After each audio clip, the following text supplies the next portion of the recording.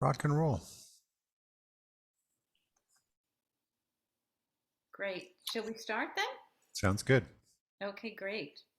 Well, welcome everybody. It's really nice to see you all. We've got a fascinating presentation for you this evening, and Michael Collins is our guest speaker. Here to introduce him is Badar from Rotary Brampton. Take it away, Badar. Thank you. Thank you, PDG Kathy. So it's my pleasure today to introduce Michael Collins, Executive Director for America's Institute for Economics and Peace. Michael develops working partnerships with Americas-based governments, civil society organizations, foundations, universities, businesses, and think tanks, and seeks new opportunities to build Institute for Economics and Peace's presence and impact throughout the Americas.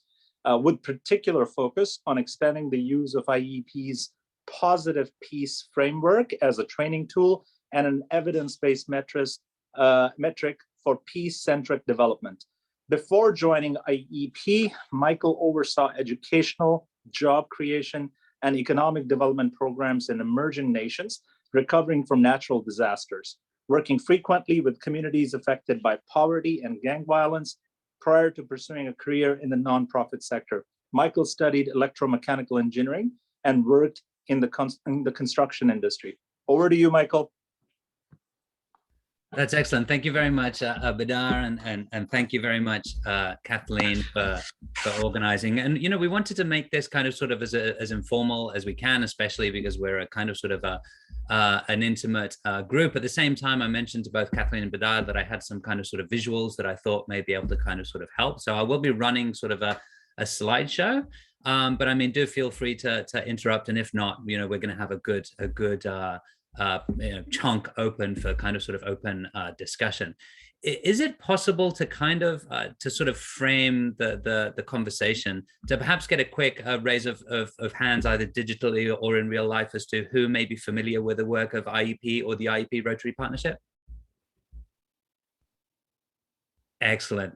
Thank you very much. So that's just under about half of you, which is absolutely wonderful to hear. Obviously, some people may not know about the partnership. So with your permission, what I might do is to kind of sort of very, quickly outline the partnership, and then we'll delve into sort of some of the detail. So the first thing to say is that we've kind of sort of been a global strategic partner of Rotary since 2018. And essentially the partnership has all been around sort of helping to address the root causes of violence and to be able to sort of create the conditions that foster peace. I mean, as Rotarians, you'll know that peace has kind of sort of been very much the backbone of Rotary since its inception, and is a dedicated area of focus. Rotary has got the significant ability not only to be able to bring people together across borders, but also to be able to implement significant programs. At the same time, at least in 2018, some of the people working on the sort of the peace and conflict prevention area of focus felt that they needed more tools to be able to kind of sort of understand and operationalize that peace work.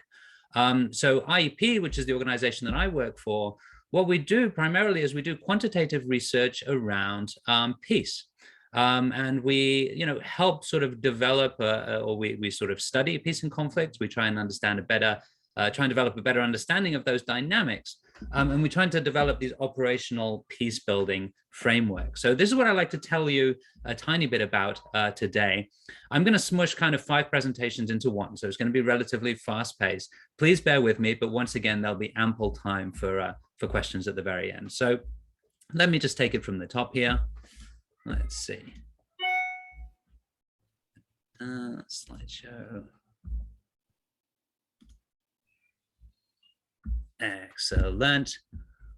Right. So when it comes to measuring peace, well, question: what is peace?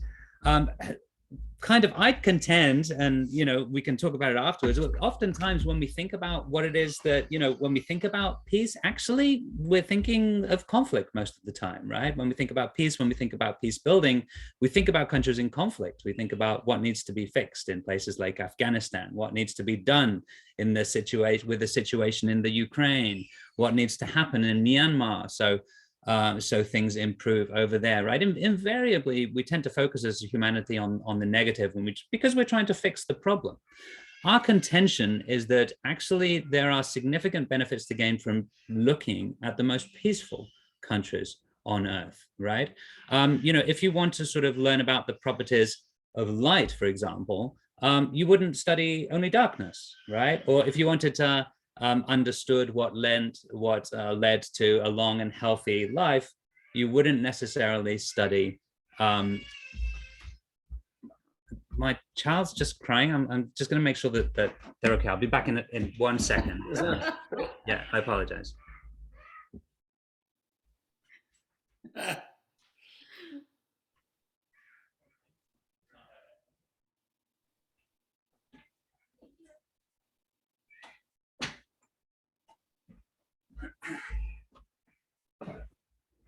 Okay, my apologies. You never know if it's they're just fighting or they're legitimately dying. It's difficult to tell.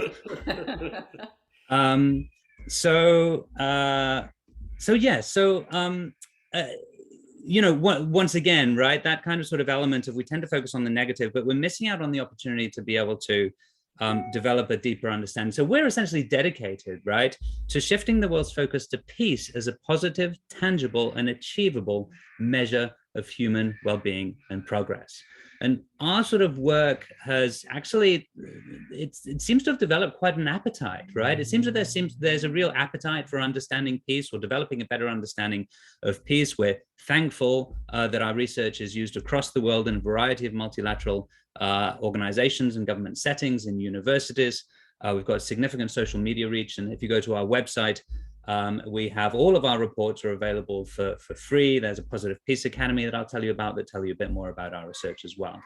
I'm coming at you from New York today, but we've got offices in Mexico. Our headquarters is in Sydney. That's where our research and communications team is. But we also have offices in Europe and in Zimbabwe as well. And sort of probably the simplest way to describe our work is essentially trying to answer these two questions, right? The first one, what are the world's most peaceful countries? And then the second question, perhaps even more importantly, is what do they have in common? Now, the premise here is that if we develop a better understanding for what these countries have in common, what are their traits, their characteristics, then we'll be more empowered, or we'll have the knowledge that we need to be able to build peacefulness in our society, right? In whatever stage it may be. Now, somewhat coincidentally, these two questions really align very closely with two terms that are used in the field of peace building studies. And those are the terms of negative peace and positive peace. Some of you may be already familiar with them. Negative peace, although it's called negative peace, is actually a good thing. It's the absence of violence or fear of violence. It's called negative peace because it's the absence of something, right? But if there is a country has low levels of homicide, it has low levels of crime, a few military interventions, it has high levels of positive peace. That's a good thing. But at the same time, it's something relatively superficial. It's very good for measuring where we are. But what you really want to do is you want to try and get to what are the underlying attitudes, institutions, and structures that create and sustain peaceful societies over time. What is it that leads to a reduction in the levels of homicide, a reduction in the levels of crime, so on and so forth? These underlying characteristics are called positive peace, right? A termed positive peace. So what we dedicate most of our time is to try and kind of sort of look at positive peace, what it is that the countries have in common. Just to give you another sort of analogy to try and explain this, think of negative peace, for example, as taking your blood pressure, right? You have a good pressure, a good blood pressure, or a good BMI, or low levels of cholesterol. Those are all good things, right? And you can track them. Positive peace is sleeping well, is eating healthy food, and finding ways to reduce stress. So they're both countable, right? You can measure both of those, and they're phenomena that kind of sort of bounce off each other. But if you want to build a sustainable peace over time, you need to sleep well, you need to eat well, you need to reduce stress. You don't purely need to take medication to reduce your cholesterol, for example. Nonetheless, the question about what are the most peaceful countries on earth is incredibly important, because unless you know which are the most peaceful countries, you can't start to see what makes them tick. So IEP has been developing this report for over 15 years now called the Global Peace Index, which essentially is a ranking of countries based on the absence of violence or fear of violence. Covers about 163 countries. So that's over 99% of the world's population. And we use 23 different indicators to be able to measure these levels of negative peace around the world. There are sort of three kind of domains, largely. One domain is largely related to sort of open conflict. The other domain is more related to sort of measures of social safety and security. And then there are certain indicators related to degrees of militarization within a society as well. So with, thinking about some of these kind of sort of domains and how we would go about measuring peacefulness, what does the group think are some of the most peaceful countries on Earth? What would you think? Please feel free to blurt them out. You can add them to the chat. I'd love to hear your thoughts. Why don't we spend 30 seconds, a minute or two. What are some of the most peaceful countries on Earth, do you think? Iceland. Iceland. Somebody's been looking at the Global Peace Index. Denmark. Denmark, wonderful. Thank you very much. New Zealand. Switzerland. New Canada. Zealand, fantastic. Canada. Now, a lot to talk about in Canada these days, of course. Yeah, New Zealand. I see we have some contributions on the chat. Wonderful. Finland, Sweden, a lot of Scandinavian countries. Thank you very much. Yes, excellent, excellent. And the short answer is yes to all of those. I mean, it does seem that we have Switzerland, a pretty intuitive feel for what are the most peaceful countries. But the critical thing here is to kind of sort of remove ourselves from some of the moralities or the ethical values that we give to peace, and really look at it to the extent that we can from a quantitative perspective, right? So if you look at the Global Peace Index, you'll see a whole kind of sort of detailed analysis, starting with the list of the 10 most peaceful countries. And here you have it. We had somebody mentioned Iceland, New Zealand, Denmark. I think you definitely got the top three there. Canada, as you can see here, is placed 10th. Now, it shows that the ranking has gone down 3 positions in the Global Peace Index. It's not actually because Canada has become less peaceful. It is actually because peacefulness has increased at less of a speed, so to speak, than the other people on the table here. So that's pretty common when you get sort of very tight-knitted countries. The majority of these countries, as you can see here, are countries that are in Europe. If we look at sort of the bottom of the index, these are kind of sort of, some of the, well, once again, usual suspects, right? The majority of these countries are in open conflict. Afghanistan has been the least peaceful country on earth for the last couple of years, overtaking Syria. But if you just think about it for a minute, let me cycle between this slide and the one prior, right? Think of the difference between studying these countries, right? Let's say you're doing peace studies, but you're studying these countries versus studying these countries. The insights that you get from studying these different groups are completely different, right? The roots of the conflict tree are not necessarily the same as the roots of the peace tree. So this is where we think that there is a distinct opportunity to be able to study more what makes these countries tick, and how can we potentially apply it afterwards in these countries here from a quantitative perspective. Now, the Global Peace Index report is actually kind of sort of pretty cool in some sense, because it allows you to be able to sort of put numbers to things. For example, we can see that the average level of peacefulness deteriorated last year, the 9th deterioration in the last 13 years. We've seen that more than 80 countries became more peaceful, 73 countries became less peaceful. Not only can we sort of see the specific country ranking, but we can also sort of see which ones have improved or deteriorated the most. And we can also track that over time as well. So we can look at trends and momentum. And all of those things are important to be able to predict future deteriorations or improvements in peace as well. You can also do it regionally, for example. And of course, when you go into the report, you can look at all of these kind of sort of key findings here in detail. I'm just kind of sort of very much skimming over everything here. And of course, you can also break it down by some of those indicators that I mentioned before. You know, you can see what indicators have been deteriorating. So for example, we've seen pretty much, you know, around the world, and especially in Western style democracies, increases in violent demonstrations, increased political instability, despite the fact that some of these countries have continued to become more peaceful overall. But more importantly, it allows us to be able to focus on the things that are improving, you know, a reduction in the deaths from internal conflict, ongoing improvements in the impact of terrorism around the world, for example.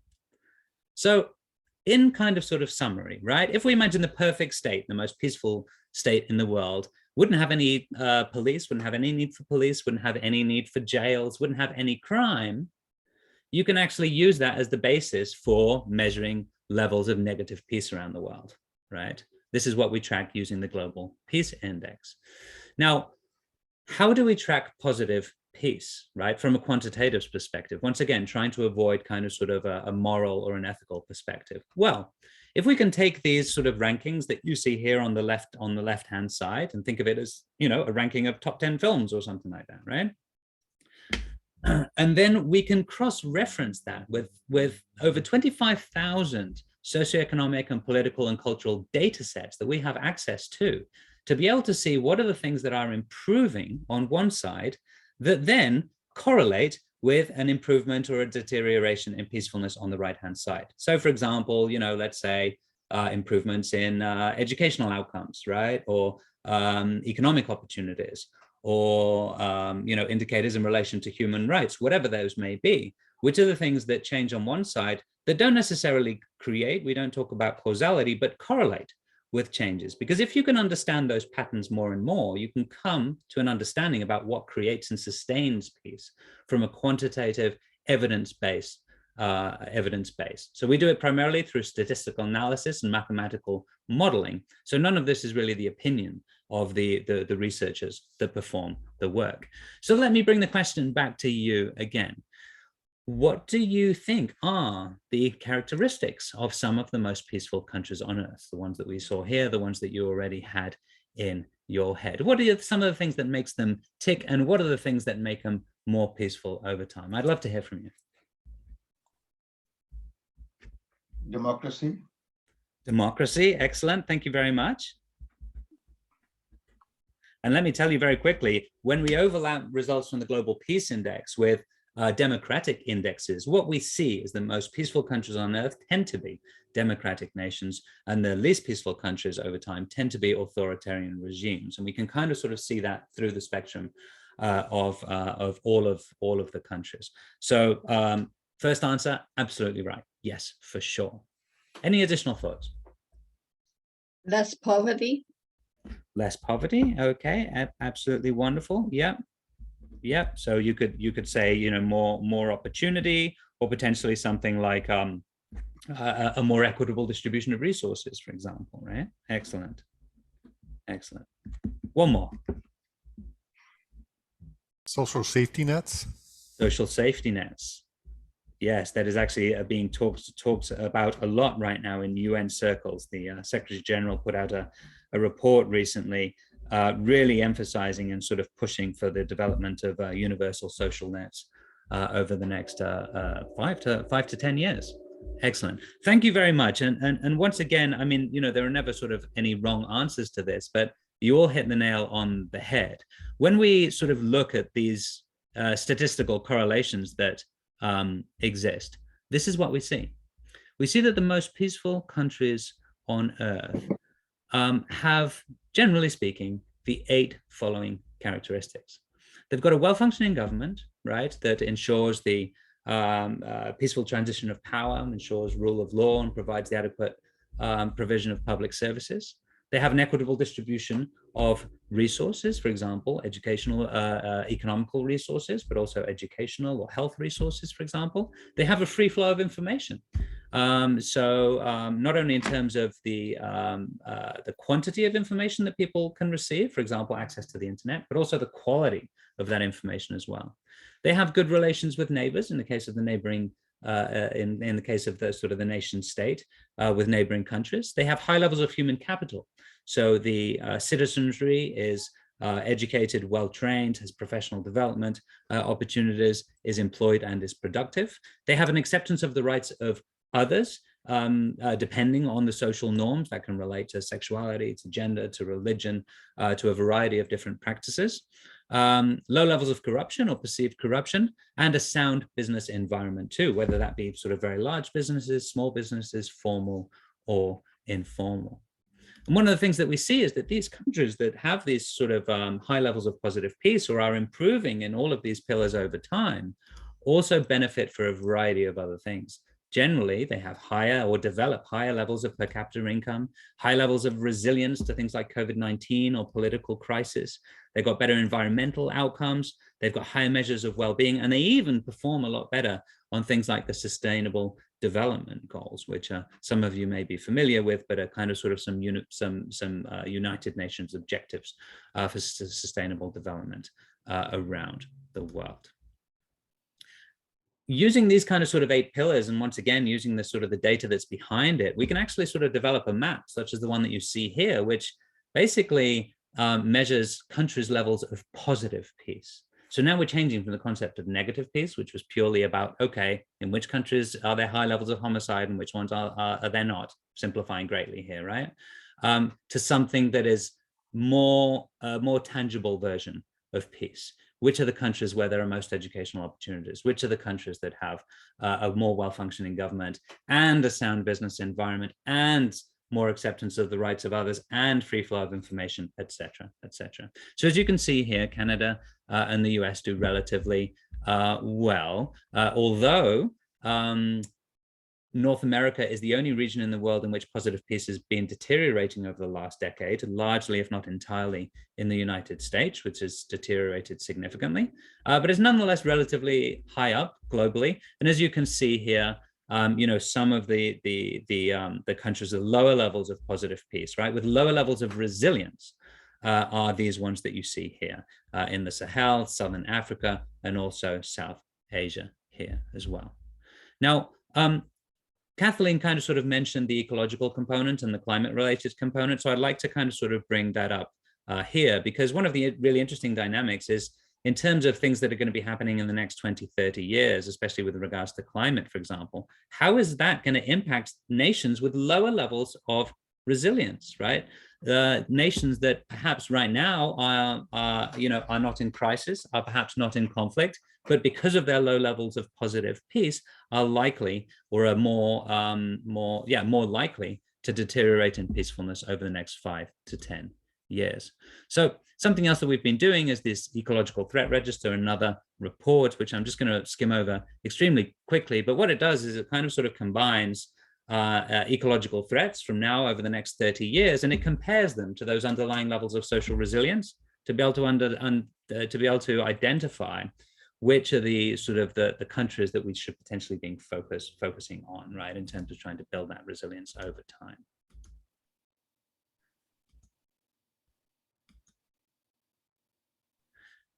Now, there are 5 kind of sort of ecological things that we track, and I should say that we do separate this somewhat from climate change, because as you can see here, 3 of the 5 domains relate to water risk, food risk, and rapid population growth. Now, water risk and food risk are intrinsically connected to climate change, but they're also independent as well, right? If there wasn't climate change, there would still be water risk, there would still be food risk, especially as due to its connection with population growth as well.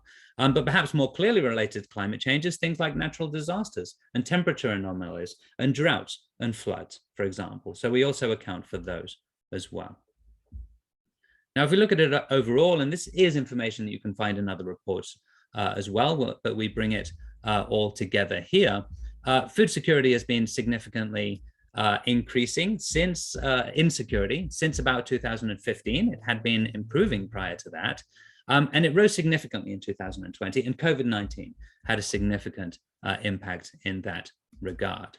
If you look at it here, for example, you see that kind of food insecurity had been growing by about 1% over the last years, per year over the last years, and grew by 4% in a single year when the coronavirus hit as well. And the vast majority of this was in the 3 regions the ones with the lowest levels of resilience that we saw before as well. So that's an added whammy, so to speak.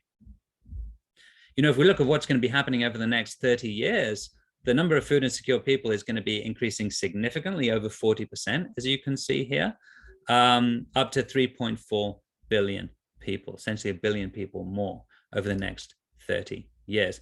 Global demand for food is going to increase by 15%. Now, the population is the acceleration of growth is going down, but the overall population in the world continues to grow significantly. In fact, half of the world's population is going to be living in the 40 least peaceful countries, right? These are countries that have very low levels of resilience and are countries that, and sorry, I apologize. I'm laughing here because I can see Kathleen's husband. He's like, had it. He's like, I do not want to hear about this anymore. This is just too depressing, right? Did I get that right? It gets better, because now we're going to start talking about, in a minute, we're going to start talking about what we can do about it, right? But once again, these countries with low levels of positive peace, the ones with high levels of exposure, are also countries that are having significant population growth. In fact, as you can see here, by over 55%. There are 11 countries predicted to double their population, and the majority, if not all of those, are located in sub-Saharan Africa, these ones that you can see here. In Niger, for example, over the next 30 years, the population is expected to increase by over 161%. So these are some of the countries with the highest kind of sort of ETR score. Now, ETR stands for Ecological Threat Register. In this case, this is purely their exposure, but then you overlay that with that map of positive peace, and then you can sort of start to identify the countries that, hold on, I was just going to show you the map here. Just before I do, these are some of sort of the correlations that we're seeing, right, between this exposure to ecological threats and conflict itself. So when we look at those levels of exposure, we see that invariably, the more exposed countries are to food insecurity, water stress, population growth, climate change, the more they devolve into conflict. That is, pretty much it's always something that we've assumed to be true, but for the first time, we're actually be able to put some specific data around this, which is important for advocacy purposes as well. And not only have we been able to establish that quantitative connection between food insecurity or ecological threats and conflict, we also know that all of these ecological threats are getting worse and will do so for the next 30 years. So this is the map of these sort of the ETR score and these exposure levels. When we overlap that with sort of these underlying low levels of resilience, there's a key sort of core set of 30 countries here that should be potentially priorities for the international community, to engage in resilience building activities in these locations over the next 30 years, because in all likelihood, that is where there will be the largest crisis and the largest likelihood that they'll deteriorate into conflict. This is those countries specifically, and of course, this is all detailed in the in the report as well.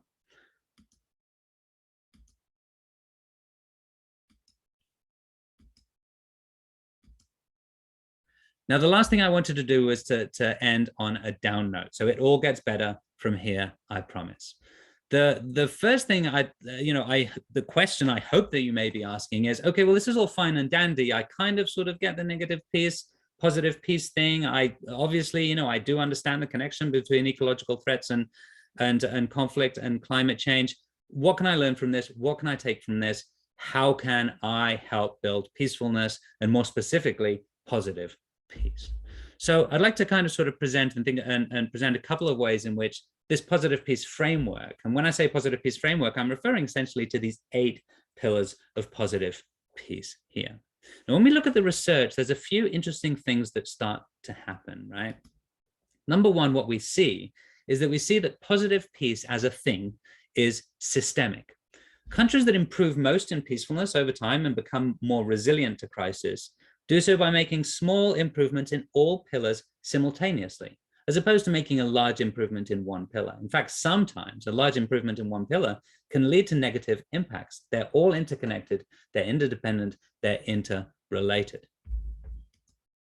Number two, positive peace is slow moving. It's not a silver bullet. It's not something that you can build instantly. But the good news is that it is self-reinforcing.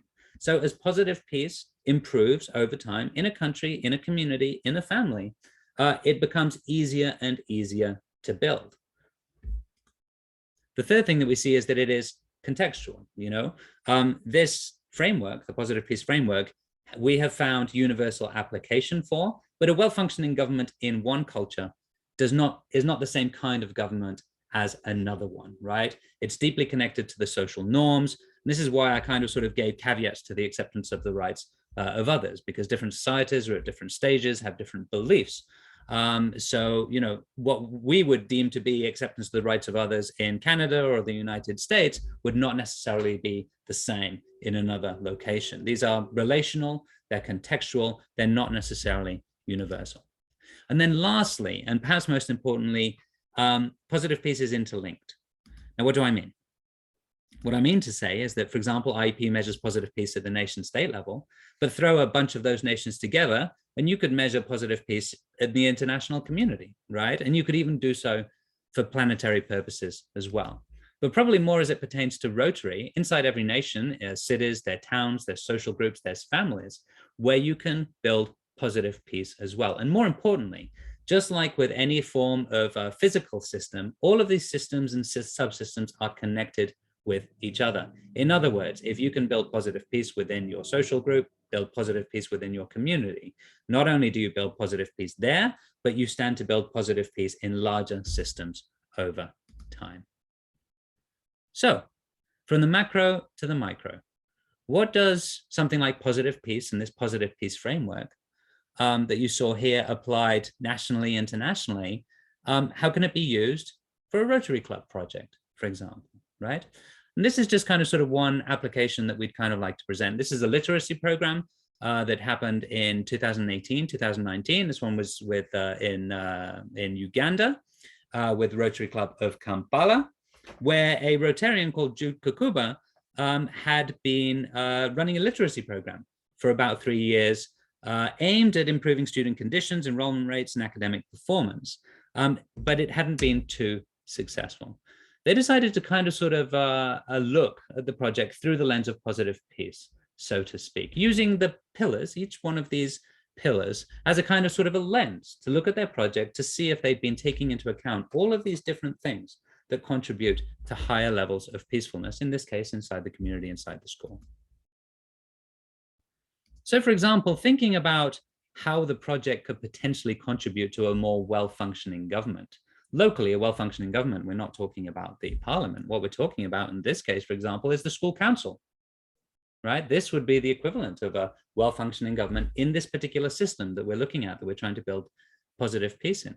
And by looking at it through this and thinking, how can I, in this project that we have, how can I, improve well-functioning government, brought them to the realization that they needed to include a broader set of stakeholders to participate in the project. Looking at the project through the lens of the equitable distribution of resources, they realized that while they were providing scholastic materials to the children that were most needy, that was actually creating jealousy and was creating conflict in the school. And for a for slightly more cost, they were able to provide the same materials to everybody, significantly reduce jealousy. Now, once again, it's contextual, it'll depend. But the important thing is to be able to look at the situation or your project or your community through these different lenses and bring different things into focus. For example, they felt that they hadn't been thinking about the pillar of free flow of information that much. They realized that a lot of people in the community didn't really realize what the project was trying to do. So they partnered with a local radio station to be able to raise awareness about the project and to share news with the community. In terms of good relations with neighbors, only after opening consultations with the neighbors did they realize that a lot of the neighbors were pissed off, excuse the language, with students stealing fruit and vegetables from their houses. Fruit trees were planted and vegetables gardens were started to, reduce student raiding from local orchards. But they only came to that realization after they kind of sort of thought, hey, let's interact a bit more with the neighbors. Let's see what they're thinking of the project. Let's see if they have any ideas, with the aim of, once again, improving the relation. And these, oftentimes surprising things come about. In terms of high levels of human capital, they noticed how attention spans dropped off in the afternoon, as did attendance. And by splitting the main meal into 2 smaller meals distributed over the afternoon, actually increased attendance as well. And for the acceptance of the rights of others, for example, it led them to the realization that there were drops in girls' attendance for individual girls at certain periods during the month. And they realized that a lot of girls weren't coming to school on the days that they had the period, either because they didn't have access to sanitary pads or because of the stigma attached. So as an additional sort of element of the project, they provided girls with sanitary pads, and there were socializations as well. In terms of low levels of corruption, in this case, they established an external committee on transparency. They placed more emphasis on the purchasing of materials and services locally. As you can see, sound business environment here doesn't refer to BP, doesn't refer to a large company. It refers purely to taking advantage of the small business owners that exist in the community to be able to get more buy-in, but also to be able to benefit the community more broadly. And then just to end, this program actually turned into an incredibly successful program that is still ongoing. The attendance rates, as you can see, both for boys and girls, doubled. And the pupil performance in terms of top grades, grades 1 and 2, went from doubled also from 30 to 62%. So that, I think, pretty much draws an end to the presentation. I probably waffled on a bit, so I'm going to stop. But there are a couple of resources that you have at your disposal for after this. Number one, the Rotary Positive Peace Academy. If you put Rotary Positive Peace Academy into any web browser, you'll be able to find it. It's a free course about positive peace developed as part of the partnership. There is a network of 50 positive peace activators in Canada and the US who can kind of sort of have conversations, can provide these kinds of presentations, or can engage with you in developing positive peace projects. And there are other variety of sort of forms of training for anybody who may be interested in engaging more around this particular topic. So I apologize for waffling on, but I wanted to include as much as I possibly could. I hope it all made sense, and I look forward to the discussion.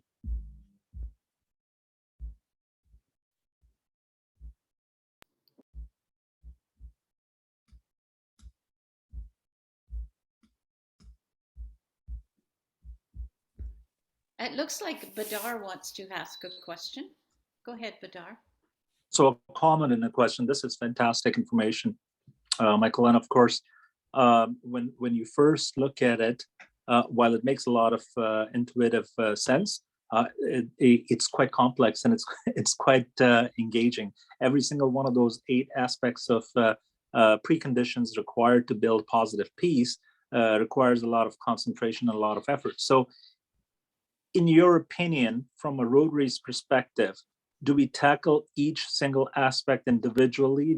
Does the peace committees at a district level or peace committees at a club level start working on each individual segment separately, or does it need to be discussed and implemented in some shape or form collectively?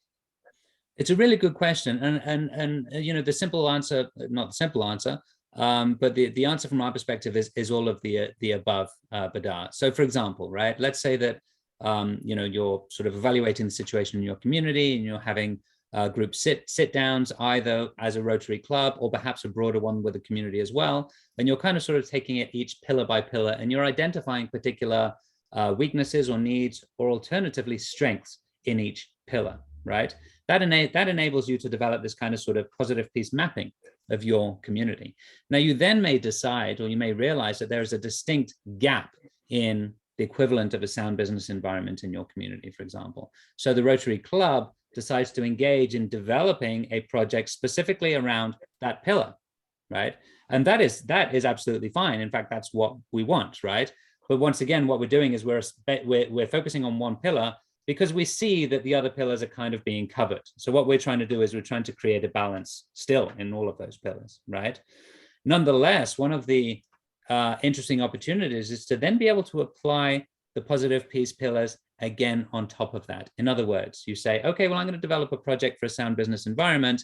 And what I'm going to do is I'm going to give out non-interest loans for people who want to set up a shoe shop or something like that, right? Then you take that project and you say, okay, let me do my due diligence and let me make sure that my project is not going to have an impact, a negative impact on the other pillars. And you say, how is this project going to impact well-functioning government? How can I make sure that this project, dedicated exclusively to one pillar, nonetheless has a positive impact in well-functioning government, or at the very least, not a negative impact? And then do the same using the other pillars as well. So it's kind of like sort of a check tool. It's almost like the four-way test in a way, but specifically related to peace building.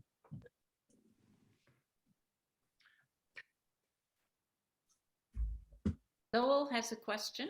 Go ahead. Well, I'd like to follow up on Badar's question, and that is that the challenge for Rotary is that oftentimes we think that my individual contribution is too small, or my club contribution is too small.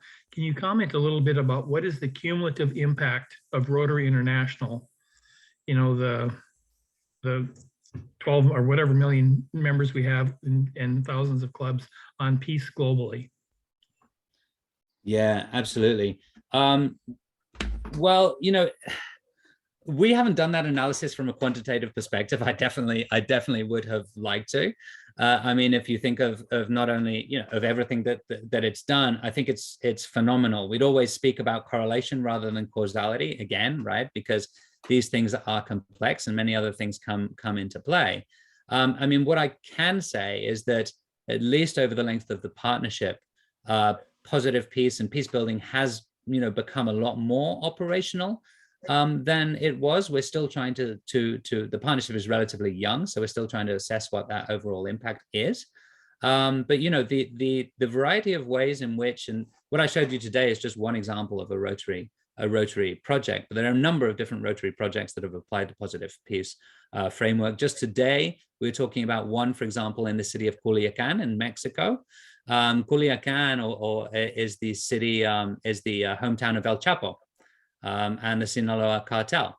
Now we've been doing a Mexico Peace Index for 8-9 years now, and they've been doing very badly on those rankings. A few years back, they actually adopted positive peace as kind of sort of like their guiding star. A Rotarian there called Javier Llausas. And what they've done is actually that they run a foundation that has 12 different NGOs, and they've used the positive peace pillars to be able to assess the work of the NGOs. And it has actually led them to open up additional NGOs focused on specific areas. One that I remember specifically is the free flow of information pillar. They decided to open up a newspaper called Your Good News that shared good news that was happening in the community. So I think the impact is extensive, but I couldn't give you specific figures at this point. What I can tell you is over the last 2 years, positive peace activators, those 50 that I mentioned, have put in over 2,000 hours of service.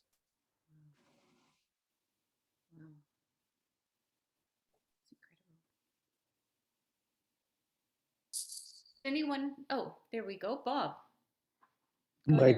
Michael, one of the things that intrigued me about signing up is this ecological threat to peace. I'm concerned when we look, for example, at sub-Saharan Africa and the drought, lack of water and food resources. We have sort of a negative feedback loop. You know, everything, all the systems we talk about in positive peace are supposed to have feedback loops that build on themselves.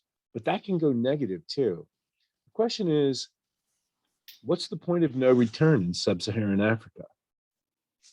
Yeah, so this is actually something we look in detail. We just brought out the new positive peace report, and there is a significant element to related to systems thinking. And apologies, because I'm just writing a couple of things down because I want to make sure to mention those. So yes, you're absolutely right.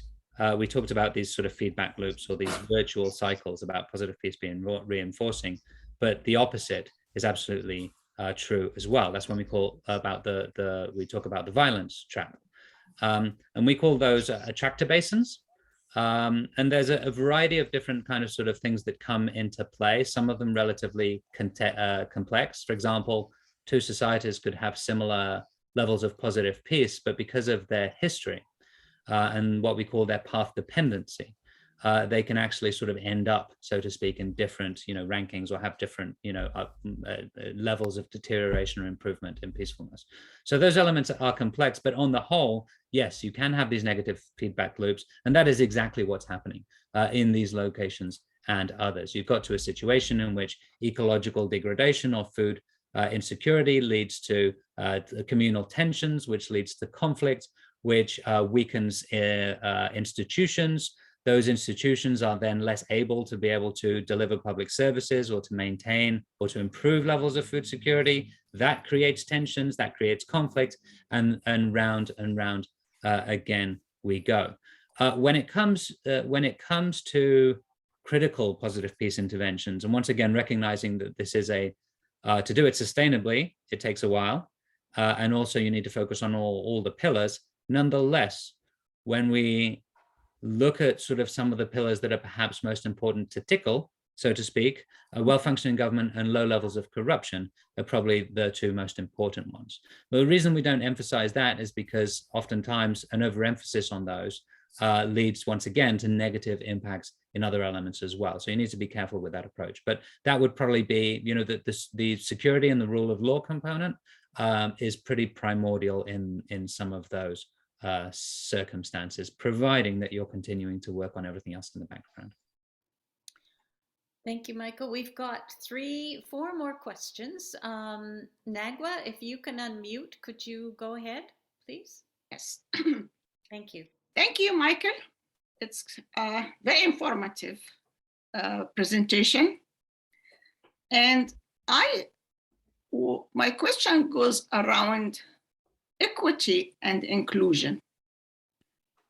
I believe equity and inclusion, particularly in education availability and education good systems, it makes a big difference in the peace.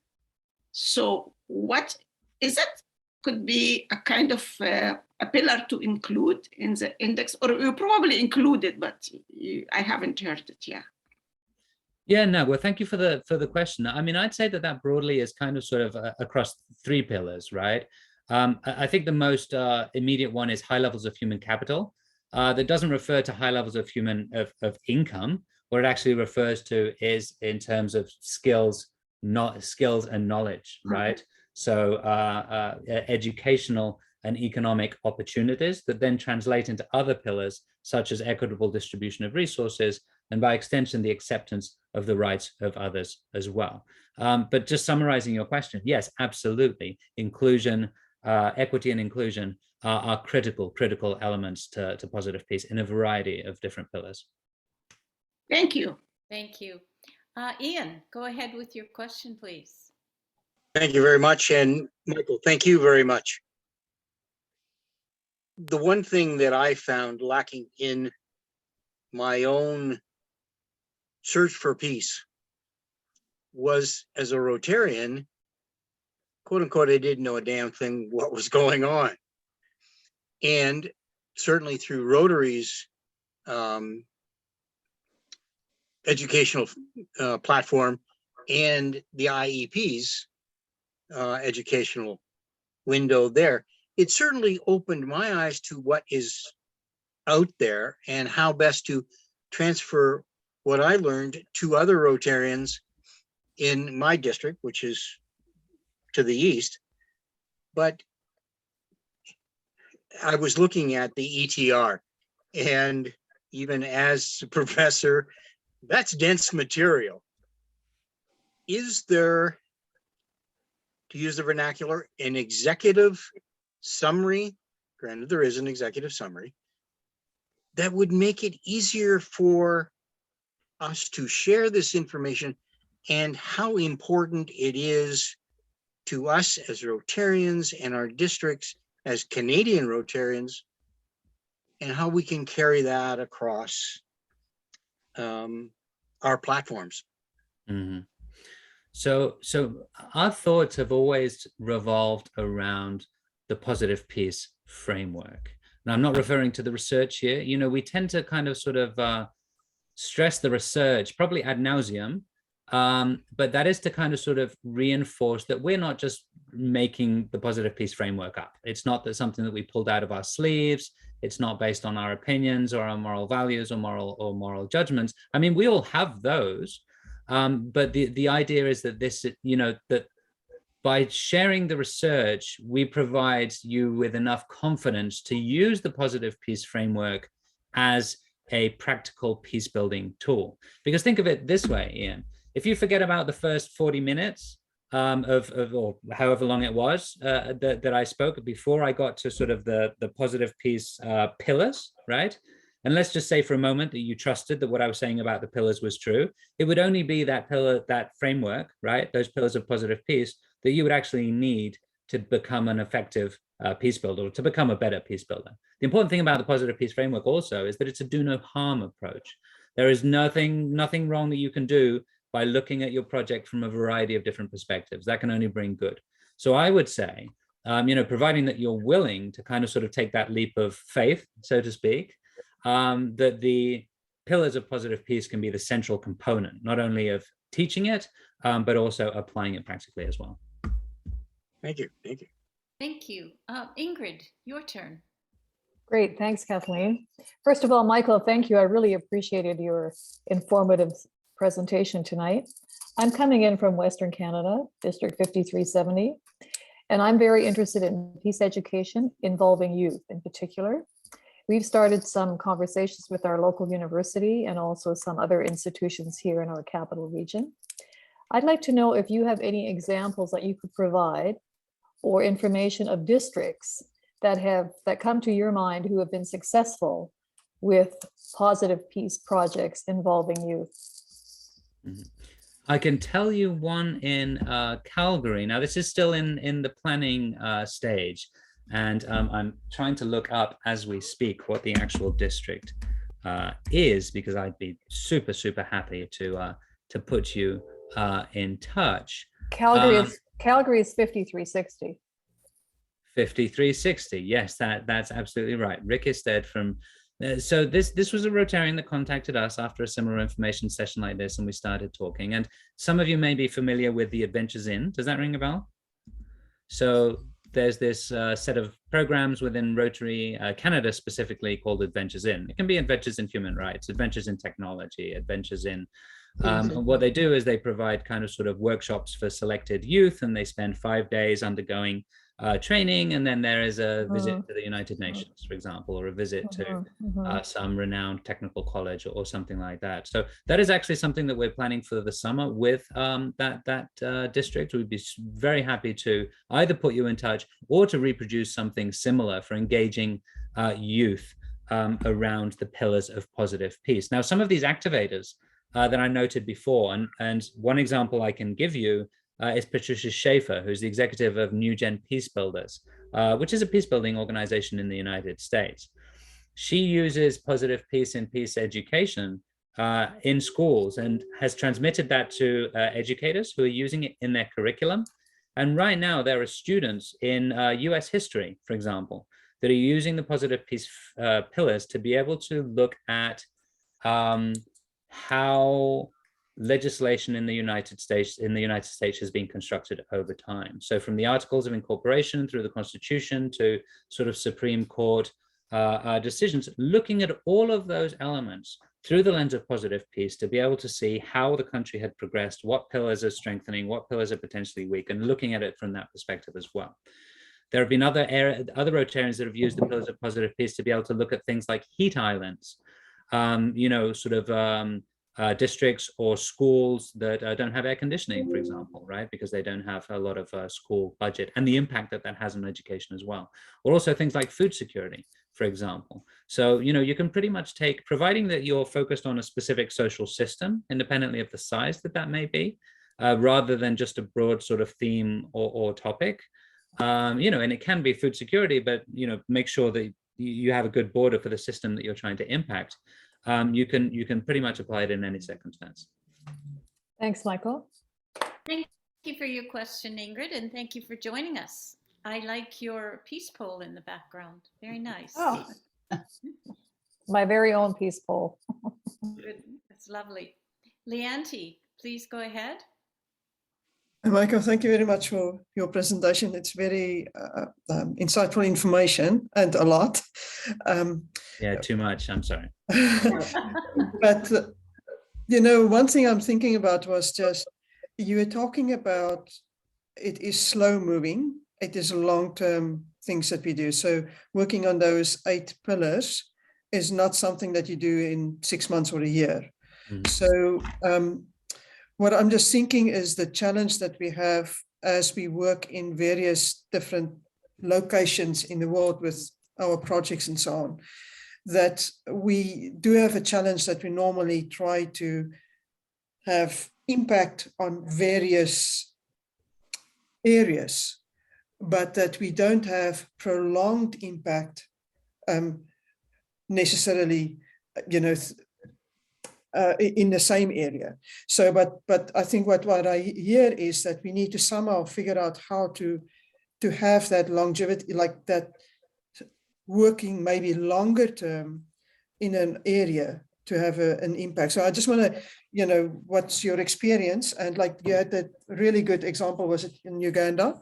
That specific project that you talked about, that you described through all those, you know, what was kind of the duration of that project? Yeah.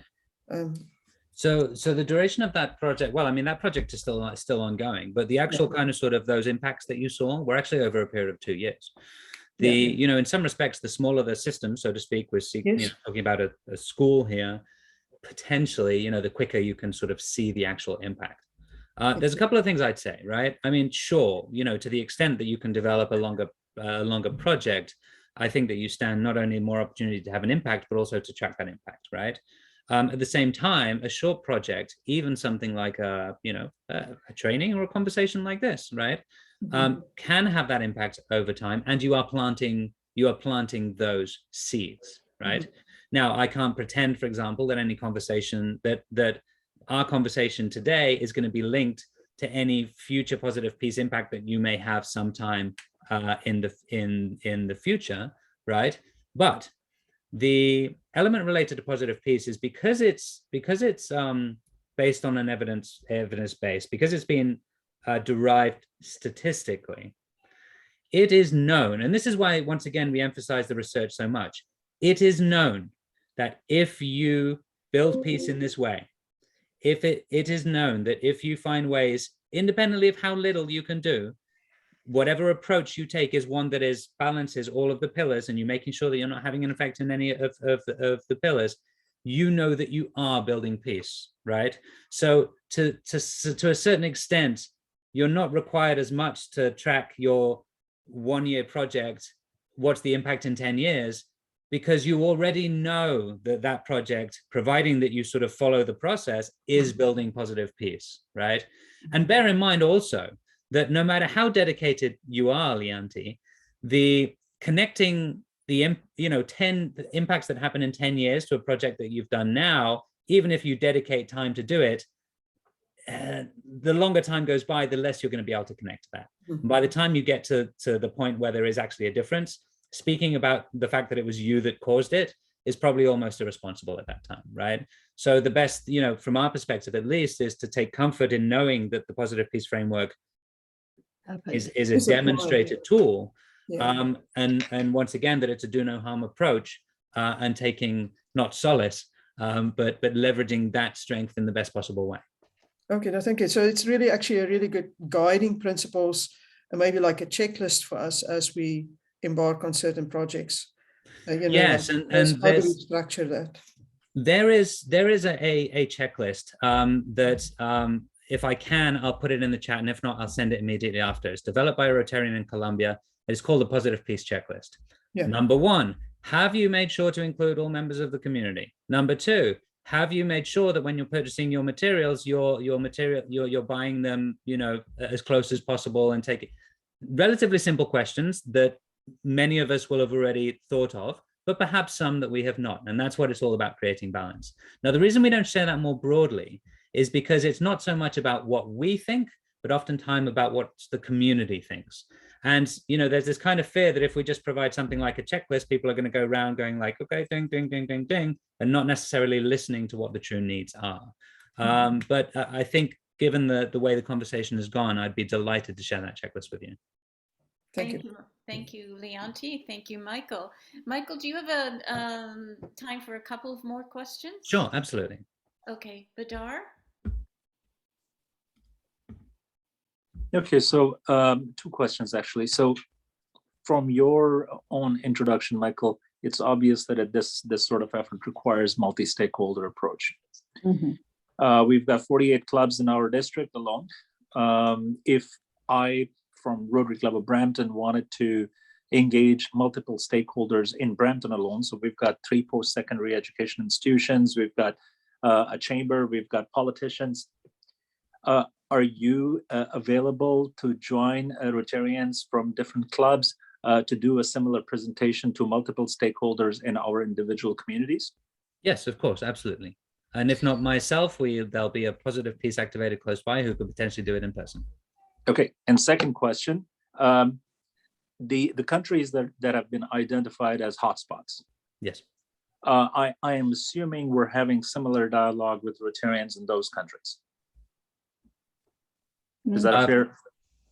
From our perspective, yes, yeah. Absolutely, yes. In fact, those are to the extent that we can, those are countries that we prioritize. Yes. Okay, so if I was, and I'm just using this as an example, I happen to be of Pakistani origin. So if I was to pick Pakistan because that's identified as a hotspot country, and if I was to reach out to the polio chair or the district governor in Pakistan and ask him whether he understands the reasons that are leading to his country being ranked among those hotspot countries, is it safe for me to assume that he would be aware of those factors? No. You tell me. So here's where potentially the positive peace framework can come to the rescue again, right? Because it's not about including actors just for the sake of it. If you want to build, and let's not go to Pakistan for a moment. Let's just stay in Brampton, right? And let's say that I want to build positive peace in Brampton. And sure, when I'm bringing all stakeholders to the table, I can bring a lot of Rotarians to the table for sure. But the important thing is not so much including actors for the sake of it. It's to build positive peace, you need to understand the system, right? That's clear, right? It makes sense. You wouldn't get involved in something you don't know anything about.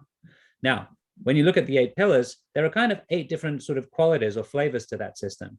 Perhaps you're an educator in Brampton and you're very familiar with the education system, but you don't know anything about the fire department, or you don't know anything about the business department or the local radio or the media and things like this. So the intent of bringing in other actors is not to kind of sort of, do it from a moral again or ethical perspective. It's from a practical perspective. It's like if I, as a due diligence tool, if I need to know all about the system, what actors do I need to bring in who are going to be able to tell me more about a sound business environment in Brampton or acceptance of the rights of others in Brampton? And then you develop your list of stakeholders from that. And then you ask them that question and they say, oh, well, actually, there's this whole other group of people that we've left out. So then what you have is you have a group of people who provide that joint level of expertise in which multiple ideas and projects and initiatives start to pop up, because they're by far the best people to tell you what will contribute most to a sound business environment rather than you guessing it along the way. So taking that example, we could spread that to Pakistan and we could say, perhaps that person is not the best person to ask because they may not have a full understanding of the system. Nonetheless, the conversation would be fascinating. So I think it's a great starting point. Good answer. Thank you. Thank you, Badar. One more question. Nagwa? Oh, your hand is up. You don't want to ask. Okay. Okay, thank you. If there are no more questions, I would like to end this meeting right now. And I want to thank you, Michael. I really do. This was amazing information. And I'm hoping that we get the recording of this and we can share it with others because it's fascinating and timely. And we really appreciate the time you took with us this evening. And the District 7080 Peace Committee would like to make a donation to the Rotary Foundation, the peace arm of the Rotary Foundation, on your behalf. Oh. And I will be in touch with you regarding that. That is so absolutely wonderful. Kathleen, thank you. Thank you, everyone. That is absolutely wonderful news. They'll be ecstatic. We're ecstatic. Much, much, much appreciated and unexpected, I should say. Well, thank you so much again, Michael. Thank you Thank very you. much, everyone. Good Speak soon. evening. Goodbye. Good night. Good night. Night, and thank you so much. Good night, folks. Good night.